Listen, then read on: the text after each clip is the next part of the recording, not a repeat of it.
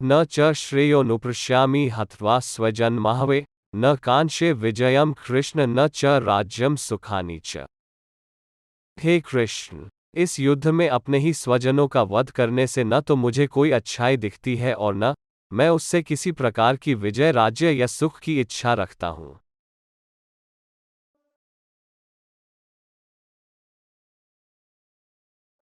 कि नो राज्येन गोविंद की भोगैर्जीवितेन वा येषां थे कांक्षितः नो राज्यम भोगाः सुखानि च।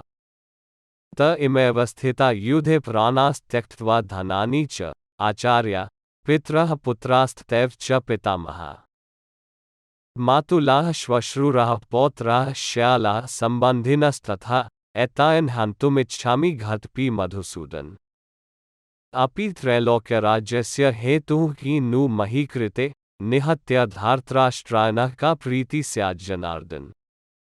हे गोविंद, हमें राज्य सुख अथवा इस जीवन में क्या लाभ, क्योंकि जिन सारे लोगों के लिए हम उन्हें चाहते हैं वे ही इस युद्ध भूमि में खड़े हैं। हे मधुसूदन, जब गुरुजन, पितृगण, पुत्रगण, पितामह, मामा, ससुर, पौत्रगण, साले तथा अन्य सारे संबंधी अपना धन एवं प्राण देने के लिए तत्पर है और मेरे समक्ष खड़े हैं, तो फिर मैं इन सबको क्यों मारना चाहूंगा, भले ही वे मुझे क्यों ना मार डाले। हे जीवों के पालक, मैं इन सबों से लड़ने को तैयार नहीं, भले ही बदले में मुझे तीनों लोक क्यों न मिलते हो। इस पृथ्वी की तो बात ही छोड़ दे। भला धृतराष्ट्र के पुत्रों को मारकर हमें कौन सी प्रसन्नता मिलेगी।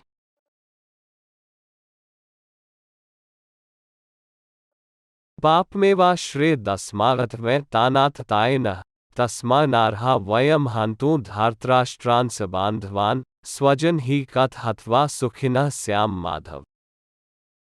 यदि हम ऐसे आतताइयों का वध करते हैं तो हम पर पाप चढ़ेगा, अतः यह उचित नहीं होगा कि हम धृतराष्ट्र के पुत्रों तथा उनके मित्रों का वध करें। हे लक्ष्मीपति कृष्ण, इससे हमें क्या लाभ होगा और अपने कुटुंबियों को मारकर हम किस प्रकार की सुख को हो सकते हैं।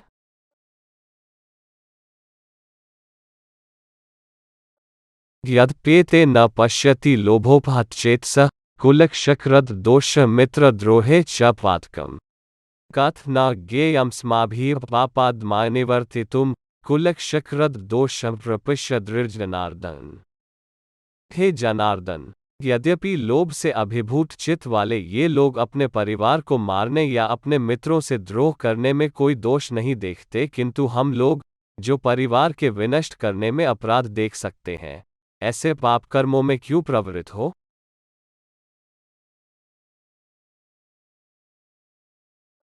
कुलक्षये प्रणश्यन्ति कुलधर्माः सनातनाः धर्मे नष्टे कुलकृत्स्नं धर्मोऽभिभवत्युत।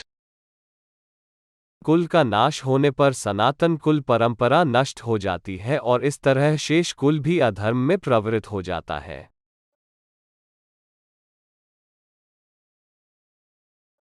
अधर्माभिभवाय कृष्ण प्रदुष्यन्ति कुलसर्तीयः स्त्रीषु दुष्टासु वाषणेय जायते वरंसनर। हे कृष्ण, जब कुल में अधर्म प्रमुख हो जाता है तो कुल की स्त्रियां दूषित हो जाती है और स्त्रीत्व के पतन से हे वृषणवंशी अवांछित संतानें उत्पन्न होती है।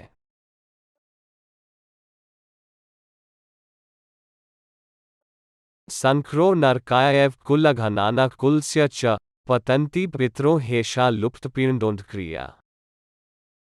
संतानों की वृद्धि से निश्चय ही परिवार के लिए तथा पारिवारिक परंपरा को विनष्ट करने वालों के लिए नारकीय जीवन उत्पन्न होता है।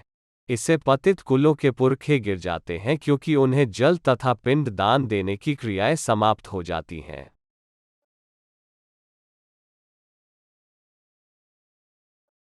दुष्चरित्रयः कुलघनाना वर्णसंकरकारकै उत्साधन्ते जाति धर्मा कुलधर्माश्च शाश्वता।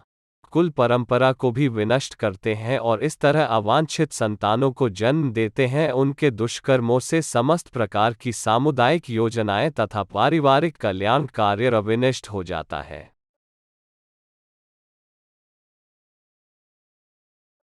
उत्सन्न कुलधर्माना मनुष्याना जनार्दन नरके नियत वासो भवतीत्यनुश्रुश्रुम।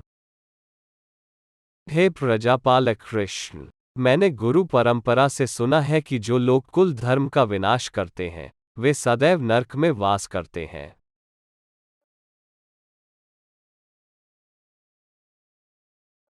अहो बत महत्पाप कतु व्यवसिता वयम यद्राज्य सुखलोभे हंतु स्वजन्मुत्ता। ओह, कितने आश्चर्य की बात है कि हम सब जघन्य पाप कर्म करने के लिए उद्धत हो रहे हैं। राज्य सुख भोगने की इच्छा से प्रेरित होकर हम अपने संबंधियों को मारने पर तुले हैं।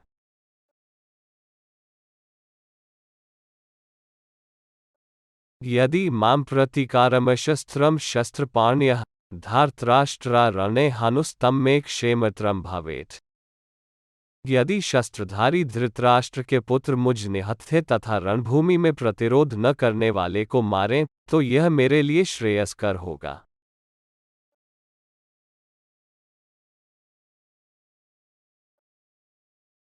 एवं उक्त्वा जुक्नः संख्ये रथोपस्थ उपाविष्ट विसृजय सशर चाप शोक संविघ्नमांस।